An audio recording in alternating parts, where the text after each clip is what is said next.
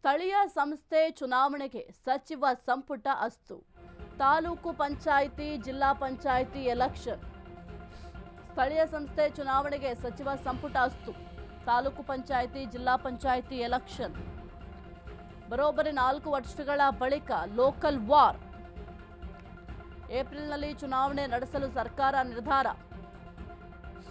ವಿವಿಧ ಪುರಸಭೆ, ನಗರಸಭೆ, ಗ್ರಾಮೀಣ ಸ್ಥಳೀಯ ಸಂಸ್ಥೆ ಚುನಾವಣೆಗೆ ಸಿದ್ಧತೆ ಮಾಡಿಕೊಳ್ಳಲು ಸಂಪುಟ ಸೂಚನೆಯನ್ನ ಕೊಟ್ಟಿದೆ. ಅವಧಿ ಮುಗಿದಿದ್ರು 4 ವರ್ಷಗಳಿಂದ ಚುನಾವಣೆ ಆಗಿಲ್ಲ. ಸ್ಥಳೀಯ ಸಂಸ್ಥೆಗಳ ವ್ಯಾಪ್ತಿ ಪುನರ್ ವಿಂಗಡಣೆ ಮಾಡಿ ಮತದಾರರ ಪಟ್ಟಿ ಪರಿಷ್ಕರಣೆ ಮಾಡಲು ಸೂಚನೆಯನ್ನ ನೀಡಲಾಗಿದೆ. ನಂತರ ಚುನಾವಣೆಯನ್ನ ಅಧಿಸೂಚನೆಯನ್ನ ಹೊರಡಿಸಲು ಪ್ಲಾನ್ ಮಾಡಲಾಗಿದೆ. ಸದ್ಯಕ್ಕೆ ಸ್ಥಳೀಯ ಸಂಸ್ಥೆಯ ಚುನಾವಣೆಗೆ ಸಚಿವ ಸಂಪುಟ ಅಸ್ತು ಎಂದಿದೆ.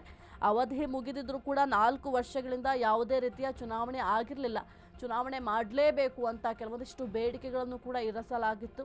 ಹಾಗಾಗಿ ಸದ್ಯಕ್ಕೆ ಚುನಾವಣೆಗೆ ಅಸ್ತು ಎಂದಿದೆ. ತಾಲೂಕು ಪಂಚಾಯಿತಿ, ಜಿಲ್ಲಾ ಪಂಚಾಯಿತಿ ಎಲೆಕ್ಷನ್ಗೆ ಸದ್ಯಕ್ಕೆ ದಿನಾಂಕ ಕೂಡ ಫಿಕ್ಸ್ ಮಾಡಬೇಕಾಗುತ್ತೆ. ಅದಕ್ಕಿಂತ ಮೊದಲು ಏನು ಮತದಾರರ ಪಟ್ಟಿ ಇದೆ ಆ ಒಂದು ಪಟ್ಟಿಯನ್ನು ಕೂಡ ಪರಿಷ್ಕರಣೆ ಮಾಡಬೇಕಾಗುತ್ತೆ.